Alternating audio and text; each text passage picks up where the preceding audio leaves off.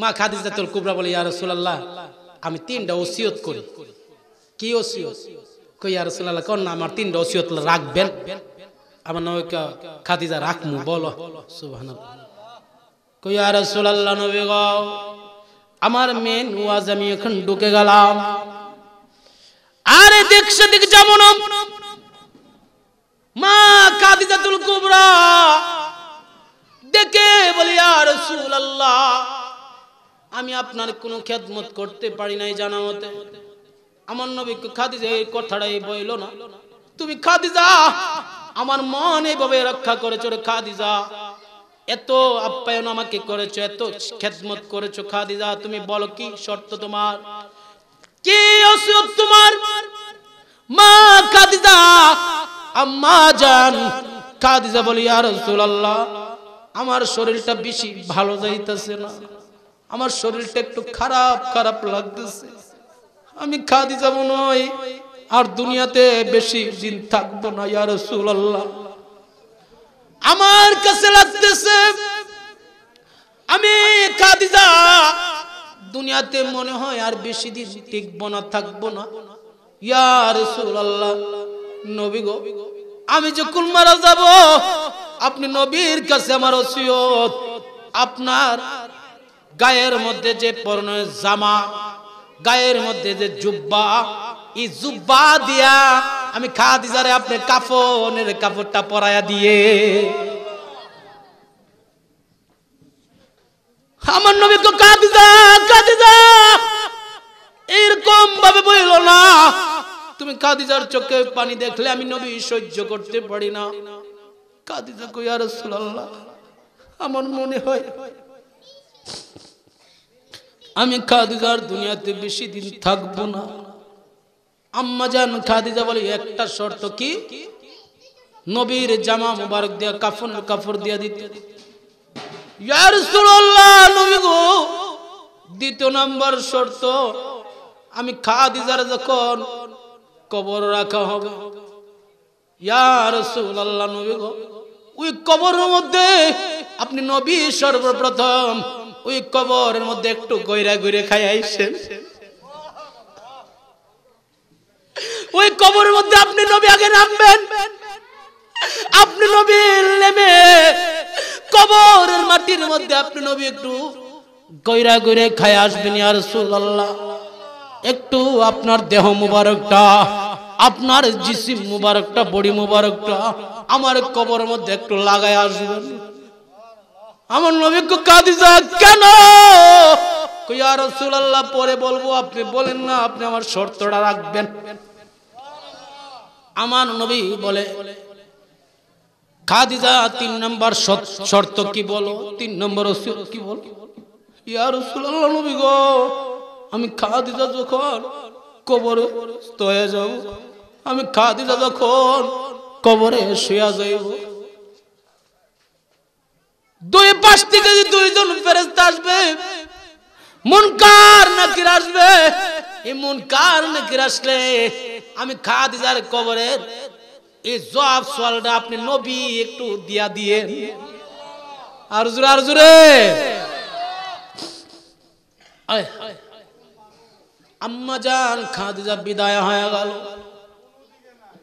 আম্মা জান খাদিজা বিদায় হয়ে গেল।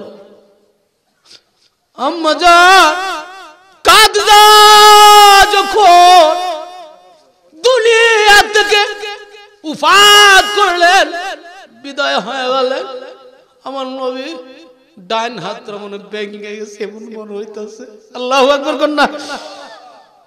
আমার নবী খাদিজার জন্য চোখের পানি সয়রা সয়রা কাঁদে, হায় হায় আমার সুখে দুঃখের সাথী খাদিজা বিদায় হয়ে গেছে। আমার নবী আম্মা জান খাদিজা যখন বিদায় হয়ে গেল চোখের পানি সয়রা সয়রা কাঁদে। আমার নবীর পরনের যে জামা মুবারক, জুব্বা মুবারক, খাদিজাকে কাফনের কাপড় বেরা দিত, আনসার গুলো কইরা দিত। নবী আমার কবর দিয়া কবর পারে ধারায় বহুক্ষণ পর্যন্ত কবর পারের মধ্যে আল্লাহর পয়গম্বর মা খাদিজারে কবরে শোয়া দিয়া কবরের পাড়ে দাঁড়ায় রইলেন অনেকক্ষণ পর্যন্ত। মনে রাখবেন নবী আমার জমিনের উপরে যতটুকু দেখে জমিনের নিচেও আমার নবী দেখার ক্ষমতা আছে না নাই? জুরমান আছে না নাই? কিভাবে আছে? আল্লাহ নবী একদিন যাচ্ছেন, রাস্তা দিয়ে যাচ্ছেন, হঠাৎ করে সাহাবায়ে কেরামকে বুখারী শরীফের হাদিস, এই সাহাবী ওই দুইটা কবর আযাব হচ্ছে। ইয়া রাসূলুল্লাহ কিসের জন্য দুইটা কবর আযাব হচ্ছে? পরে বলবো। একটা খেজুরের ডাল ভাঙ্গা দুইটা ডালটার ভাঙ্গা দুইটা করো, দুইটা কবরের মধ্যে দুইটা গেঁথে দাও। সাহাবায়ে কেরাম বলে ইয়া রাসূলুল্লাহ কিসের জন্য গেঁথে দেব? গেঁথে দেওয়ার জন্য বলেছি। দুইটা ডাল দুইটা কবরে গেঁথে দিলেন। ইয়া রাসূলুল্লাহ কবরে আযাব হচ্ছে, আপনি নবী উপর দিয়ে যাচ্ছেন, জমির উপর দিয়ে যাচ্ছেন, কবরে কিভাবে আযাব হচ্ছে আপনি নবী সেটা কিভাবে দেখলেন? আমার আল্লাহ আমার সবকিছু দেখায়। ইয়া রাসূলুল্লাহ কিসের জন্য আযাব হচ্ছে? দুইটা জিনিসের জন্য, দুইটা মানুষের দুইটা আযাব হচ্ছে, একটা মেয়ে একটা পুরুষ, দুইটা মানুষের দুইটার জন্য আযাব হচ্ছে। ইয়া রাসূলুল্লাহ কিসের জন্য? পুরুষের আযাব হচ্ছে সে প্রস্রাব কইরা পানি নিত না, প্রস্রাব কইরা পানি নিত না, পানি খরচ করত না। এই প্রস্রাব কইরা পানি না খরচ করার কারণে আমার আল্লাহ তাকে কবর আযাব দিচ্ছে। ওই লাশটাকে কেন আযাব দিচ্ছে? আমার নবী বলে ওই মহিলাটা বেশি বেশি চুগলখুরি করত। চুগলখুরি এর কথা এর কাছে, শাশুড়ির কথা ওই এর কাছে, হের কাছে, লাঙ্গের কথা হায়ের কাছে, আসিনি এর কথা এর কাছে লাগায় চুগলখুরি করত, গীবত করত। এজন্য কবর আযাব হচ্ছে। আমার নবী বলেন চুগলখুরি করা, গীবত করা সবচেয়ে মারাত্মক অন্যায়। জোরে কোন ঠিক কিনা? প্রস্রাব করে পানি নিতে হবে, নাইলে কবিরা গুনাহ। আমার নবী জমিনের উপরে যেই রকম দেখে জমিনের নিচে কবরের ভিতরে আমার নবী দেখার ক্ষমতা আছে না নাই? আর যেমন আছে না নাই? আমার নবী বহুক্ষণ পর্যন্ত খাদিজাতুল কুবরার কবরের পাশে দাঁড়িয়ে রইলেন। মুনকার নাকির আসতেছেন না, মুনকার নাকির আসতেছেন না বহুক্ষণ পর্যন্ত। পরে মুনকার নাকির আসলেন। আসার পরে আমার নবী উত্তর দিবেন।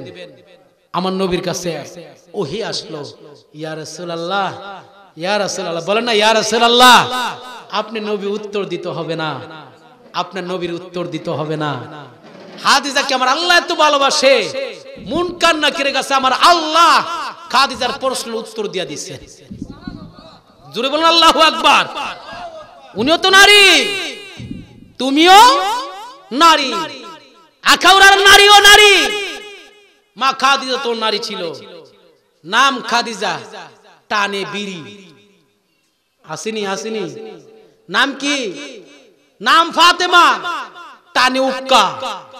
নাম আয়েশা, ফেন্সি ডিল্লে দৌড়াদৌড়ি করে। নাম দিয়ে কাম হইতো না বাজার, নাম দিয়ে কাম হইতো না, গুণ লাগবো, গুণ। এখন বাহাবিলে কি হবে গো, যা হবার তা হইয়া গেছে। জোরে কোন আল্লাহু আকবার। মা খাদিজা কি রকম জিন্দেগি করেছেন? মা ফাতেমা, খাদিজার মেয়ে মা ফাতেমা, যিনি অসংখ্য কোটি কোটি রমণীদের সর্দারিনী হাসরের ময়দানে হবেন। মা ফাতেমা কেমন জিন্দেগি করেছেন? মা ফাতেমা খাদিজার থেকে শিখছে। সুবহানাল্লাহ কইবেন নি? কি রকম শিখছে? আমার নবীর যে খাদিজা মাথার লম্বা লম্বা চুল দিয়া ফাওর ফানি মুচ্চা লইতো, মা ফাতেমা একদিন দেখছে, দেখে মা এই গুণ করতে পারে, আমি বাদ যেতাম কি রে। মাওলা আলী যখন ওয়াজ করে আর কি করতেন, উযু করে আসতেন, উযু করে আসার পরে মাওলা আলী যখন উযু করে আসতেন, আসলে মাওলা আলীর উযুর পানি দিয়ে মা ফাতেমা রাদিয়াল্লাহু তাআলা আনহা মাথার লম্বা লম্বা চুল দিয়া মুচ্ছা দিত। সুবহানাল্লাহ কন্নার জোরে। একটা কথা আছে, গাছ বালা যার ফল বালা, মা বালা যার মেয়ে বালা তার, বাপ বালা যার ফুত বালা। গায়া ভাষা একটা কথা আছে না, বাপে বক্তা ফুতাইত্র চা চেষ্টা করে বক্তা বানাইতো, বাপে রাজমিস্ত্রি ফুতাইত্র চা রাজমিস্ত্রি বানাইতো, বাপে রিস্কার ড্রাইভার ফুতাইত্র চা রিস্কার ড্রাইভার বানাইতো। বেশিরভাগ মাইন্ড করে না, কথা না ঠিক কিনা? বাপের ঐতিহ্যটা ধরে রাখতো চা। এজন্য বাপ যদি ভালো হয়, গাছ যেরকম ভালো ফল ভালো আশা করতে পারবা। গাছ ভালো না, ফলও ভালো না। মাগো তোমার পেট এমন পেট, তোমার পেট থেকে আগমন করেছেন রহমাতুল লিল। তোমার পেট এমন পেট, তোমার পেট থেকে আগমন করেছেন খাজা গরিবে নওয়াজ। তোমার পেট এমন পেট, তোমার পেট থেকে আগমন করেছেন খাজা গরিবে নওয়াজ। তোমার পেট থেকে আগমন করেছেন গাউসে পাক আব্দুল কাদের জিলানী। তোমার পেট থেকে আগমন করেছেন গেসুদার কাল্লা বাবা। তোমার পেট থেকে আগমন করেছেন শাহজালাল ইয়ামিনী। তোমার পেট থেকে আগমন করেছেন শাহপরানী ইয়ামিনী। তোমার থেকে আগমন করেছেন শেরে আলী। কথা বলেন ঠিক কিনা? তোমার পেটটারে একটু ভালো করো, তোমার পেট ভালো, তোমার সন্তান ভালো। তুমি যদি সিনেমা হলের মধ্যে যাও, সন্তান গর্বে রাখা ইডি দুনিয়াতে আসলে সাকিব খানই হইব, নাইলে মান নেওয়ার চেষ্টা হইলে করব। কথা না ঠিক কিনা? বাজার সব দিকে খেয়াল রাখুন লাগে। গাউসে পাক আম্মাজান বলে, আমি আমার সন্তান আব্দুল কাদের জিলানী আল গিলানীকে গর্বের মধ্যে নিয়ে 18 পারা কোরআন শরীফ পড়েছিলাম। আমার সন্তান ভূমিষ্ঠ হওয়ার পরে 18 পারা কোরআন শরীফ গর্বের ভিতর থেকে মুখস্থ করে করে দুনিয়াতে আগমন করেছে। মনে রাখবা, তুমি কিভাবে চলো, তোমার ছেলে সন্তান মেয়ে সন্তান পেটের মধ্যে সেটা খেয়াল রাখে। এটা আসলে এটা হইব। নামটা একটু সুন্দর রাখো, কিছু কিছু গুণ শিখাই দিও। মুসলমানের 130 ফরজ আছে, সুবহানাল্লাহ কইতেন না? আমরা জানি তো না 130 ফরজ মুসলমানদের। কত ফরজ? আর জোরে কইতে হবে, কত ফরজ? 130 ফরজ। আমরা মুসলমান, জানা হয় দরকার। ফরজ গুলো আমরা জানি না, পড়ায়া দিলেন।